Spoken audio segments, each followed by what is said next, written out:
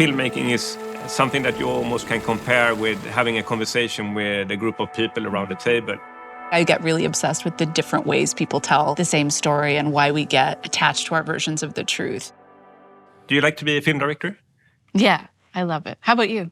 Yes, I do. Yeah. Okay, good. But I mean, it's I love this part of the filmmaking most where I am now, because right now I'm starting up the next idea, pitching the idea from a very simple place. You know, I just have a couple of sentences and then I talk to different people and then I just collect ideas. So I love this part. I don't like shooting so much, and the editing process is really, really fun, but also very, exhausting. Do you usually start like that, like with a concept, and then you go and talk about the concept before you've written the script? Yeah. Okay. My next film is going to be a film called The Entertainment System is Down. I've been hearing a lot about it. Okay. So I've been hearing a lot about it, but I've been fascinated by the fact that you talk about it so openly, because I think filmmakers can get so protective of their ideas. So do the characters come after the concept and you've had lots of conversations and then they emerge? Okay. Yeah. So I got inspired by the fact that you were doing this publicly. And so now I've started talking about, I'm not going to say what my idea is because I don't have it hashed out, but I think it's so interesting to just watch a filmmaker go around talking about their idea when it's in such a nascent stage. Yeah. So I'm so curious to see how this experiment goes. And I'll blame you if it goes badly. Yes, okay. Yeah. When I look at women talking, how many characters are in that film? And all of them have a quite big part. And how did you portion that when you were working with the script? I found that really complex in terms of just not dropping the thread on any particular character. So there are 9 that stay in the hayloft all the time. There are 3 at the beginning as well. So 12 characters. And I had to write a draft from each of their points of view. So I think I did actually 2 drafts where I just focused on one of those characters being the main character. And I made sure I did that for each one of them because I think it was so easy to drop the thread on one of the characters, and all the parts of the conversation impact everyone that's in the room. So just trying to track that and understand how someone who was not involved in one of the conversations might be transformed by it or might be impacted was really important. How did you do that with because you have a huge ensemble in your film? For me, it was the big part of that was to balance it when I was writing. It was interesting because, for example, when it comes to the island, then all the actors are basically present in every single scene. And I was thinking about that in your film also, that if you're shooting for 3 days and one of the actors actually have to just sit there and doesn't have anything to do for 3 days, it's quite hard to ask an actor to do that. At the same time that I actually wanted to see their faces and everything like that, I wanted to do quite wide shots. So I didn't have any possibility to say to them, we can have an extra that is replacing you. Did you also then think about who you were casting in terms of personality of people who would be okay with that? Because for me, I felt like I was really conscious that I was going to be asking actors to stay off camera for, with Ben Whishaw, he was often staying off camera for 3 to 4 days just writing notes. Okay, yeah, I thought, sure. You need an egoless person to do that and not get frustrated. Yeah. So were you conscious of that when you put the cast together, of making sure those people But there were actually some actors that said, no, I don't want to spend this time. I know how long you are shooting, and I know I'm too old to sit there and not do anything. So I will not tell you who it was, but but I think it's great when they do that because I want to be open about the process and how I'm going to do it. And I mean, when I look at your cast, they are big stars there that, of course, must have ego, right? I just felt like one person could destroy the hayloft. It could be lit on fire. Yeah. So I felt like we had to be so careful. And actually, nobody had an issue with it. And everybody, sometimes people were doing the same monologue 120 times by the time we worked our way around the room. And there was never a complaint about that. Then they were really there for each other in this really amazing way. Did you find, I guess that there were a couple of actors that you wanted to work with and you didn't know 100% which character they should play from the beginning. Yeah. And that you had to make a puzzle and, okay, this is how the ensemble will look and we put this person here and this actor in this role and so on. It was almost like putting together a repertory theater company or something where you sort of know the players and then you figure out what parts they should play in relation to each other. Did you have something that you felt like you learned from the process of making Triangle of Sadness that you'll carry forward? I didn't have a breakthrough moment when I was doing this film. And I always look for that breakthrough moment when you feel like, there something came up that I didn't expect to come up. And I felt like, wow, it really breakthrough and it became so much better than I could expect. When we started to shoot on the island. Dolly de Leon comes into the film for real. I was very nervous if she is going to carry the role and manage to transform from the bottom of the hierarchy to the top of the hierarchy in 3 scenes, because that was basically how it was written. And then we were shooting the scene when she says, on the yacht, cleaning lady and here, captain. That was the first day of her work on the island.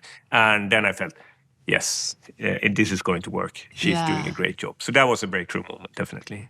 This is really bad. This is really, really bad. And do you rehearse? Like, did you have a sense of seeing her do those scenes before you shot them? Yes, I mean, we did a little bit on Zoom, but then when I shoot, first of all, okay, we rehearse the day before or the evening before. But then when we go on set, I like to start with a master shot so I can see all the actors, because I don't want to go too close to someone's face, because then I feel that there can be things that I don't 100% believe in the situation that I can't detect. But if you have a master shot, I feel that then I have an overview and I can detect if there's something that doesn't feel organic. So I always ask the actors, can you play through the scene? If you feel that there's a line that you don't want to go to, don't go there. And then we can try to figure out a way for you to get to the line. So it's a little bit of like a combination of improvisation and rehearsal in the beginning of the shooting day. The ship is going under. Was there a breakthrough moment for you when you was making this film? Yeah. I feel like there were many of them. The thing about it was that I didn't know how to make this film. I'd never been on a set like it, where it's this thing where it's so much in one place and this chamber piece and this sense of how much do you break scenes up and how much do you let them run like a play. And so I felt like it was a constant process of discovery, and think what I had to let go of was this sense that people will think I don't know what I'm doing, because of course I didn't know what I was doing. I'd never made that movie before. And then I realized, well, this is actually how you are in every movie. And usually as the filmmaker, you're the least experienced person at your job. So it doesn't actually make sense to pretend you know what you're doing. Like, it's much better to just fumble through it and be open about that you don't know. Yeah, and be confident about not knowing what you're doing too, as opposed to have it diminish you. But did you work individually with all the actors? Did it first. So I had long meetings with each of them, and then I would bring them together as families for meetings or in relationship with each other. I always need at least a week of rehearsal in the dressed set. I just feel like having that time to rehearse in the actual space so that there's no figuring stuff out while the crew is standing around, which I find is just puts a certain amount of pressure on the actors. So we did have time to really work through a lot of stuff. But then with some of these people, like, I don't actually want to tell Claire Foy how to play a scene before she plays it, because I know what she's going to do is probably better than what I've imagined. And, you know, all of the actors in this, I kind of always wanted to see what their impulse was going to be before I imposed my ideas onto it. But it's hard, that balance, because you also don't want people to be flying in the wrong direction. I cannot forgive them. I will never forgive them. Did you experience like, oh no, this is not right? Yeah. Of course you did, but you don't have to tell me in which moment this happened. But did you? No, but actually I didn't do that really, because I think that during my casting process, I do a lot of improvisations with actors, and I have to feel that they are, how to say, grounded in the character in some way. Oh, you mean in terms of the actors? No, I don't think I had a moment of doubt about the actors. I had moments of doubt about my own Yeah, but that happens every day. So, yeah. I feel like in all of your films, there's this sense of people being unmasked. So there's an artifice, and then we get underneath the artifice. And often it's the more sort of complex aspects of human nature. Is there something in your life, or there were experiences in your life that made you kind of start turning around that idea a lot of who are people really? I have one memory of my childhood when I was maybe around 10 years old, that later on became a scene in my second feature film, in Voluntary. And it is that I'm almost falling asleep in the lap of my mother, and we are visiting the neighbors on the island of Styrsö, where I live. And all the adults have been drinking a little wine, so they get a little bit drunk and they have this conversation. And all of a sudden I hear my mother say to the man that is sitting across the table, "Johan, can't you look at me also when you're talking? Because it feels kind of strange when you're only looking at Elizabeth. If we are 3 people around the table, I think you should look at everyone around the table." And maybe that is not like revealing something else about the characters, but what I got interested in that moment was that everybody was trying to not lose their face because you have broken like a social contract on how you should behave when you're socializing. Do you have anything from your upbringing that you go back to or think about when you are looking at your work?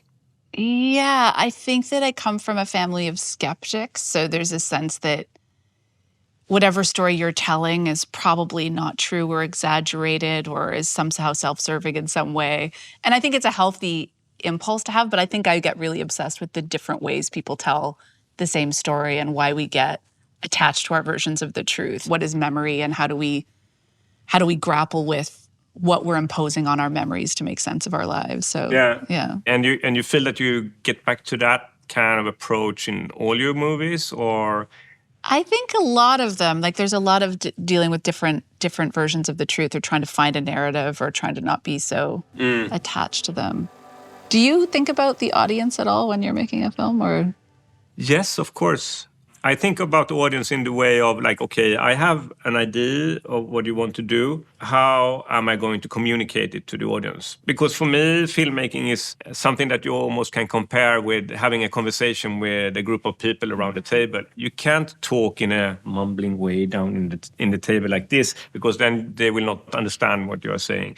So filmmaking is definitely for me like a way of, okay, we have this big screen. The audience is going to sit in a room together. How do I create an experience for them where what I try to communicate is going to have an impact? So I definitely think about the audience. And in which way do you think about the audience? I kind of imagine it's just me. And so I feel like once I start to think too broadly about an audience, then I'm sort of weirdly watering down something. So I try to think of if I'm connecting with it, if it's clear to me, if there's something that says that's actually resonating. But I think so easily the audience conversation can morph from what you're talking about into a conversation with financiers about how do you make something the most obvious, accessible version of itself. And actually what was great about making this film was I constantly had producers and a studio who were saying, just let go of the guardrails, trust the audience, don't explain anything. And I thought that was kind of revolutionary that I had that opposite pressure. It was really nice. Yeah. I have a fun aspect that I've been thinking about the audience lately. And it is that I would like it to be that when the audience go to a Ruben Östlund movie, they should know it's a risk involved. So when they go into the cinema and they sit down and the film starts, there will be a point in the movie where I'm going a little bit further than they expect me to do. So, and that was like something that I had as a guideline when it came to the storm and the vomiting. Yeah. That if you just do it a little bit, then it's a little childish. But if you go 10 steps further than the audience expect, then something will happen and it will start to mean something. And in this film that I'm starting to work on now, the entertainment system is down. I told you, like, okay, they are in this airplane and there is no entertainment. And the passengers are up to deal with boredom. I was thinking like this, that it's a kid that wants to borrow the iPad of the big brother. And the mother says, no, you have to wait 5 minutes. Then it's your turn. And the kid is like, sitting there dealing with boredom. And then I would like to challenge the audience that now you are going to deal with boredom. Oh, that's so the kid is asking, okay, how much is it left now? Come on now, it's 4 minutes and 30 seconds. Just deal with this. And then to let the characters deal with that in real time and the audience to deal with that in real time. And the goal is to create a scene that will be the biggest walkout in the history of cats. So great. Yay.